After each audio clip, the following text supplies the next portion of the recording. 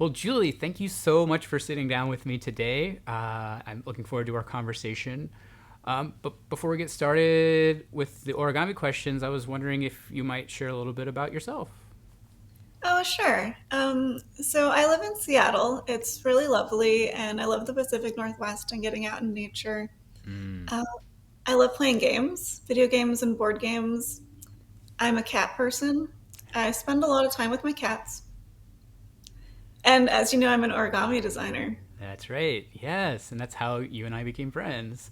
It Well, is. actually, I guess it not because you're a designer, but because obviously you're into origami. Yeah, so Julie and I met at the 2023 Peacock in San Yes. Francisco, Hmm. and which is really cool. And I think you and I became friends because I think a lot of the things that you mentioned about yourself resonate with me too. And yes, Seattle is a very lovely place. Yes. So I love asking people about their origami origin story. Ooh. And so, would you mind sharing a little bit about how you got into origami? Yeah, absolutely. So it actually started with a Christmas present, which was a fold-a-day calendar where you take the page from the previous day and fold it into the instructions for the next day. And I got this calendar as a Christmas present in Christmas 2018. So it was a 2019 calendar. And I put it on my desk at work. And then I started just folding the origami every morning and I covered my whole desk in origamis. And then my coworkers got into it and people kept coming by my desk and saying, "Oh, what's new? What did you fold today?" So I had some really positive community around it right from the beginning. Probably around July, I discovered YouTube. And that changed everything. Suddenly, there was this enormous world of things that I wanted to fold, and it was so exciting. I kind of out leveled the calendar and stopped using it around that time because there was just so much. And maybe like August or September, I had this thought, I wonder if there are origami conventions. So I Haha. Googled that, and it turned out there are. And not only that, there was one coming up in Portland in a couple months, which is just a quick hop from Seattle. Right. So I was like, I'm absolutely going to that. And that was the 2019 Peacock, which I believe you Cool. were also at. Oh, that's right. I was at that one too. That was the one in Portland. Yeah. Yeah. Obviously, you just said that, and wow, yeah, that was a phenomenal event. It I mean, was phenomenal. it And was it was so good. so good and transformative for me. I got my introduction to things like kusadamas, the origami balls. And I took an intro class for that, just a Sonobi design, which is one of the simpler types of kusadama. And then I went home with a Kate Lukasheva book Yes, and, yeah, you were and hooked. just started folding them all the time. Wow. So it's really safe to say that after that convention, I was completely hooked. Right. Yeah, yeah. You drank the Kool Aid, so to speak. Yeah, but I get it. I mean, I think that resonates with a lot of us folks in the origami community. And I just kind of want to circle back a little bit to some of the stuff that you talked about with how you got into origami. I mean, I had a very similar experience where I was given a page a day origami calendar as a gift. Now, granted, I Oh, was already like into origami, and but it was a newfound hobby. So then that Christmas, I think one of my relatives gave me this page a day calendar, and in fact, now I don't get them every year, and I understand what you're saying too about like kind of like leveling the calendar because of course I mean it is made for accessible or it made to be accessible to general audiences and yeah, it's a um, perfect introduction. yeah, and in fact I mean and that's actually so well, first of all, here, I'm just going to say I actually pulled out my origami page a day calendar from 2021, and this Oh, is wow. the Margaret Van Sicklen one. And I think you and I talked about this before that you also had the Margaret Van Sicklen page a day calendar.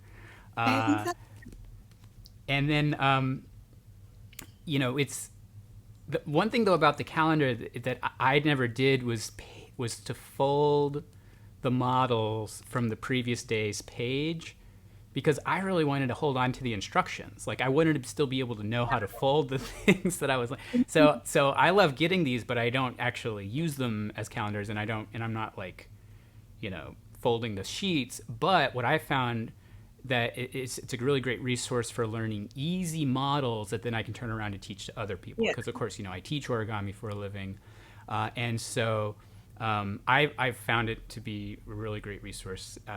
But Margaret Van Sicklen is also involved in the origami community, and what's really cool is that a lot of the models that show up in her calendar are people, well-known names within the origami community, and I also think that's really cool too. So yeah, I just love these page-a-day calendars.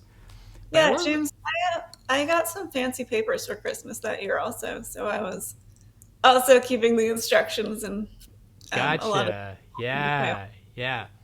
But that is really cool how, like, at your job, that your coworkers noticed, and and it brought them joy, and they encouraged you. I mean, that is sort of like that magic of origami, right? That's like, Yeah, it was it's just really cool. nice. It's really special in that way, I think. So I want to ask you. I mean, so like, what are some of the things that you enjoy about origami, or what are things that you love about origami? I think when I think about what I love about origami, the first thing that comes to mind is just the joy of creating something beautiful, a beautiful piece of art, and that I use these really satisfying geometric patterns to do it. Kind of hits both sides of Mm, my brain and is mm. just so much fun. And there's so much to love about origami. A lot of days I'm like, what am I going to fold today? And it's just, in whatever my mood, these infinite possibilities. So Um, true. You can go in so many directions with it. yeah. What I've really been loving lately is designing. I got really serious about designing this year. And it just feels so good. The process of bringing something into the world feels really good. Oh, I love paper. Mm. Oh, Mm-hmm. there's so many wonderful kinds of beautiful paper. I have Oh yeah. a cabinet that my dad made where I keep all my papers, and it's just really nice when I get a fold. I can just go through all of them. And I went to Japan a few months ago and picked up some nice chiyogamis Oh and nice. so and some washi. It was lovely. That's so But I cool. gotta Yeah. say that the origami community Mm. may be one of my top loves of origami. Everyone's just so nice and wonderful and welcoming. Again, everything you say, it's just like resonates so much with me. I mean, it's so true. I mean, I love paper. It's such an amazing medium. It's such a Mhm. unique medium. There's no other medium in the world quite like it. And but yeah, but I mean, it's just like the act of creating something beautiful that has, like a very sort of specific geometric structure. Uh, just Yeah, there's just something really enjoyable about that. But above all else, I mean, I think what has kept me here all this time is the origami community at large. I mean, I have like so many amazing friends that I've met over the years, and going to an origami event is such a special occasion because then you get to reconnect with all of these wonderful folks that you pretty much only see at conventions. I mean, occasionally you might see them if you're traveling through their city, or maybe they actually live in your city, so you get to see them more frequently. I don't. yeah. I do have one close origami friend here where I live in Oberlin currently, but that's about it. Um, I've got a. I'm really lucky to have a local paper folding group here in Seattle, the Puget area paper folding enthusiast roundtable, which is background really hard to spell paper. It's a wonderful little group. yes, the paper group, right, right, and I know I'm friends with at least one or two other folks who are involved in that group. So yeah, that is so cool. But yeah, I mean, but it does really help to, I think, both support our interests, but also to help propel it and to inspire us. And I think it's really remarkable that you got into designing what I would say is kind of relatively early, like in your origami career, so to speak. I mean, it's not like you just started origami, but it's like something that a lot of people, even if they've been doing origami for a long time, the design process might feel somewhat out of reach, or something. Oh, I could never do that, or Or maybe, I mean, maybe a lot of people just probably aren't as interested in that element of it, which Mm. is, perfectly legitimate. But when it comes to designing, what inspires you to design in origami? Oh, that's a great question. I would say that the beauty and complexity of nature is what I'm feeling when I think of a new design. I love cute animals, and I like to show them. So when I want to do a design and I have an idea, usually an animal, I'll think about what makes this animal special. What do I want to emphasize with this design? And then what features does it really need to have? And also what can I simplify and where do I need color changes? And then this puzzle element comes in where I figure out how I'm going to get the right base to get all the points where I need them, and then the shaping folds and making everything work together to have a really good looking result, which is a process of lots and lots of repetition. Hmm. And that feels so satisfying to my brain to feel as I getting closer and closer to it. And there's that moment where the animal kind of pops out of the paper and you see it and it's like, oh my god, it's cute. um, Yeah, that's so cool. Cute animals bring joy to the world. That's my philosophy. Yeah, they really do. They do bring a lot of joy to the world. Speaking from experience, and I think that your designs certainly achieve that. I Yeah. really love the alligator that you designed that I got to teach recently, my most recent live stream as of this recording, and I believe, I mean, I don't believe, I know this for a fact, that you also just uh, posted a photo of one of your most recent designs. You designed a really cute little skunk.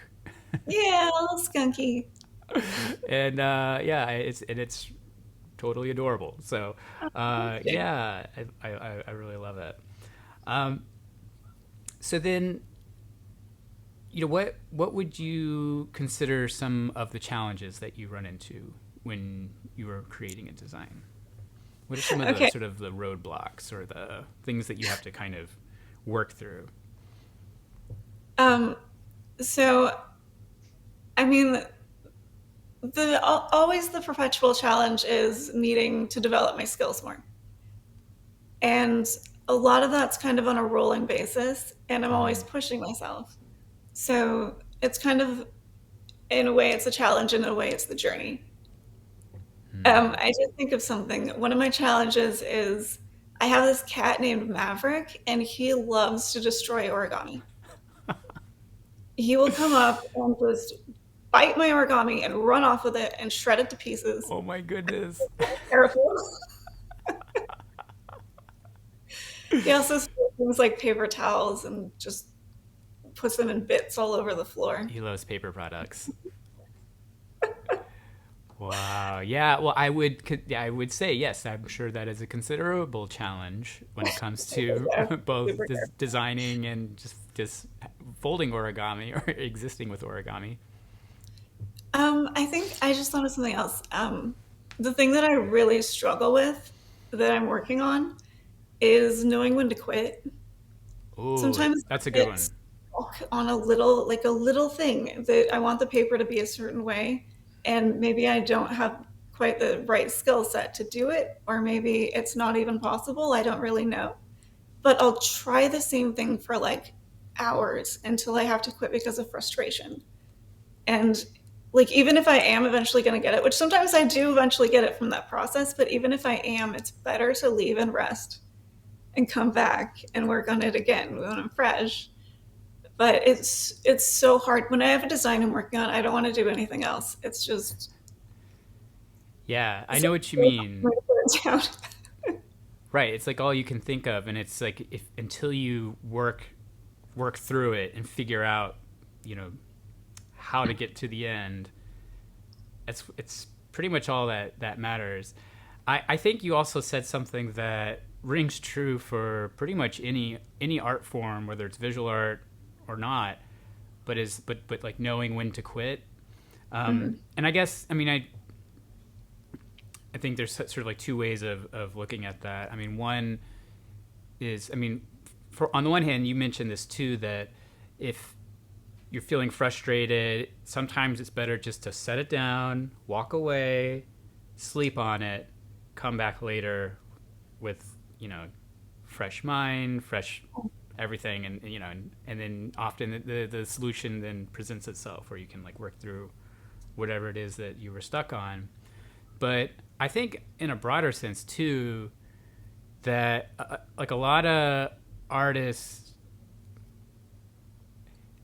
don't necessarily know when to quit as far as like when they're design. I mean, I guess sometimes you just know when a design is done, right? Or when a painting is done, or like when a song is done. But I think sometimes it can kind of work against you to kind of work it to death, and sometimes you're better off just kind of letting it exist as it is without overworking it again. Right. Yeah. And that's hard to know because I'm like, I could do a version that has little legs on the sides. I'm working on a shrimp right now. Ah. The current one is good, but yeah, I guess knowing what you want and whether or not I look at it and say this is good. Mm-hmm. Yeah. And if I think it's good, then I'm going to put it out there. Mm-hmm. Yeah, and I guess there's nothing saying that you can always come back to it years down the road if you're like, yeah, maybe I'm going to do another version of this, or I did that with my rooster. I added a graph to its tail, and it looks much better now. But it was Ah. my first design. Was the first version of that rooster. Ah, I see. I Yeah. see. Yeah. Yeah, and I have some ideas for revisiting some of the things I made actually when I get a little more skill level. Sure. Yeah. I mean, as you pick up things along the way, then you can go Hmm. back and reapply what you've learned to stuff that Absolutely. and that's one of the, I think it's one of the beautiful aspects of the creative process is that, I mean, is your work really ever finished? Yeah, that's true. Which may kind of contradict what I was just saying about knowing when to stop, but Oh, and the folding process too. I'll take something that I folded and say it's done, and then I'll say I'm going to tweak it mm-hmm. Sure, sure. 12 times. Yeah, no, I get that. So, as of late, you have been on a roll. I mean, you have been, kind of cranking out these designs, and it's been really cool to watch your creative sort of output, in this sort of designing frenzy, I guess we could say. but so, I mean, I kind of have a inkling of where this might be going. But what are some of your future goals in designing? So yeah, well, I have been kind of mainlining origami this year, and I've been extremely happy to be able to do that, and I definitely plan to continue. Um, I am in the very, very early stages of working towards a book. I would love to publish a book of my models. I have two models that are diagrammed so far, and I've been having a good time with the diagramming. That seems to be working for me. So, yeah, and I'm at a really exciting time right now because also people have been interested in my designs recently, which is crazy and amazing. Um, uh, yeah, I'm kind of blown away that people are so excited about my designs, and I want to keep making Yeah. more designs. And Uh, well, it's well deserved, and something I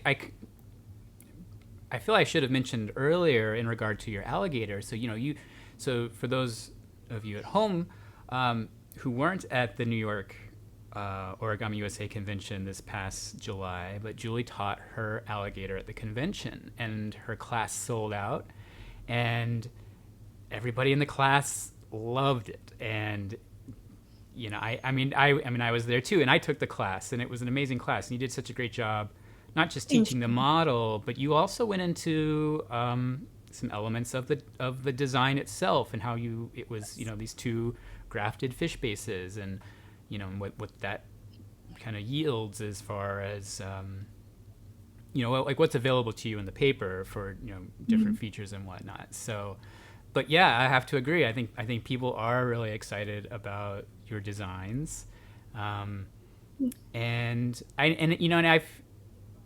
not like not like I'm an origami old timer or anything, and I say that with all due respect to the origami old timers. But I do feel like I have at least been around long enough to see some of these newer designers kind of hit the scene and see the sort of reaction that they've produced, and it seems like you're doing that yourself, and it's really exciting to see, and I cannot wait to see what comes next. Oh, thank you, James. That's so sweet of you to say. Yeah. I'm very Well, excited cool. as well. See what comes next. Good. As you should be. Sorry, sorry, not to tell you what you should be excited about. But anyway, so finally, just in wrapping up, do you have any advice for new designers, or for people who might want to start designing, who haven't really quite dipped their toe into it yet? I absolutely do, because it can be really intimidating to get started designing. It looks very mysterious and magical, um, as a perspective of someone who didn't understand it when I was first starting to fold, and I've just really gotten into studying it in the last year. So I can definitely talk about that process. I would say that there are three major pillars or facets that I do in about equal ratios, time ratios. And the first one is study from books. So there's Robert Lang's book, Origami Design Secrets, which is like the Bible of origami design. And it starts really gentle. There's a one fold elephant where you just tuck down the corner for the ear. And then you design your own 2 and 3 and 4 fold elephants as one of the introductory exercises. And it kind of holds your hand. And then towards the end of the book, it gets extremely complicated. But it's like this thick. So Yeah, it's a heavy book. It's like it's a tome. it's like bigger than a lot of my college textbooks were. So definitely pick that up and get started. I'd also really recommend Genuine Origami by Jun Meikawa. That's a really good book, and a great way to get started with the basic concepts and learning what those are and how to recognize them. I would also really recommend The Polyhedral Design by John Montrall to get the math element. That book is fantastic. I love it. And it's so important to get that foundation laid down and figured out, so you can understand everything that you're seeing on top of that base. No pun intended for origami. And then practice what you learn from the books and just keep free folding it and practicing it. The third, or I guess I'm on the second major pillar, is fold other designers. Fold as many other people as you can. Fold every day. Just pick something and fold it. And when you're, and it doesn't have to be complicated. In fact, if it's simple enough that you can keep the whole shape of the paper in your head while you're folding, that's really good. And be curious while you're doing it and say, how did they get this point? How did they get this color change? And take it apart, look at it, do it again until you understand it. And then what you're doing is building this kind of repertoire or library of tricks and things that you know. So when you come up on your own design, you're like, I know how to get a color change there. And you can just do it. Mm-hmm. That's really important. And then the third thing is to do your own designs. And Robert Lang's book is perfect to show you how to start doing that. Start really simple and aim to be successful. And don't, this is going to go back to what I said earlier, don't get caught up in trying to do something that you're not ready for and just spend a bunch of time being frustrated. If you're not understanding it, just move back a step, try again, it'll be okay. And then just taking all those things together when you do design, and just keep working at it and fold every day. Fold every day is my biggest piece of advice, for sure. Yeah, absolutely. I mean, I really like what you said there about folding every day, folding other people's models, Mhm. and like you said, it helps you develop like a toolkit that you can always reach into, and I have found that too. I mean, I haven't designed a lot of representational origami models, but anytime that I have, I know that I'm just kind of playing around with the paper. And I'm like, well, I know that I could do this move, or if I could do this collapse, or this squash, or this swivel, and those are just moves that I've learned from doing other people's models. And it's also funny too. So I have a meditation practice, and I work with a meditation teacher. And some of the things that you said about designing are very much parallel aspects of the meditation practice. Oh yeah. One of them being to do it every single day, even if it's just a little bit. If it's just like the daily practice of it will just take you so far. And then the other thing that resonated was having the curiosity. That's another big part of sort of Buddhist meditation is just being curious as to what will happen if you put the work in, or if you do the thing. And so that was really neat to hear you say that. Yeah. Yeah. Yeah. Origami can be really meditative, It for can sure. be. It can be. There's a lot of tie in there. Yeah. Yeah. Yeah. I think, as far as like origami being meditative, I think it can go either way. I do find that a lot of times when I fold, I'm very much, I have like a very active mind, which isn't really, meditative. But if you come to it with the intention of being mindful Yeah. and meditative, it can be this amazing tool for Yeah. mindfulness and meditation. Intention's really important, Yeah. Yeah. for sure. I know. It's like people are like, "Oh yeah, origami. That must be so meditative." And I'm like, "Well, it is if you're having a good time with it." But, Trying the same thing 50 times and being frustrated is right? less. Yeah. Yeah. Yeah. It can also be very frustrating. But again, just if you let it be. But well, anyhow, I think that this has been a really enlightening conversation, and Yeah, I really enjoyed chatting with you. yeah, I have as well. And I am very much looking forward to teaching your rhinoceros model at the retreat. And I love that it comes from the same base that you used to design your alligator. And I've really enjoyed practicing the rhinoceros in preparation for teaching it. So we all have that to look forward to. And yeah, do you have any other closing words before we sign off? Oh, um, I would just say do what you love.